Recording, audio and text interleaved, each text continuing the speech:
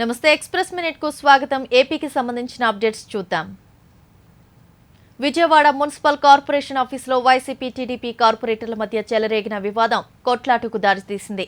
YCP corporator బహదూర్పై TDP నేతలు దాడి చేశారు.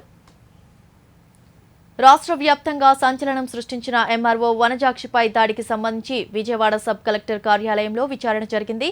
ప్రభుత్వం నియమించిన ద్విసభ్య కమిటీ ఎమ్మెల్యే చింతమనేనిని, ఎంఆర్ఓ వనజాక్షిని విచారించింది.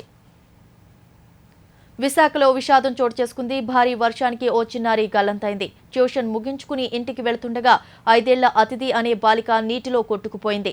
స్థానికులు రక్షించే ప్రయత్నం చేసినా ఫలితం దక్కలేదు. 9 రోజుల పాటు అంగరంగ వైభవంగా జరిగిన శ్రీవారి బ్రహ్మోత్సవాలు ముగిశాయి. బ్రహ్మోత్సవాల్లో చివరి రోజున వేద పండితులు ధ్వజావరోహణ కార్యక్రమాన్ని వైభవంగా నిర్వహించారు.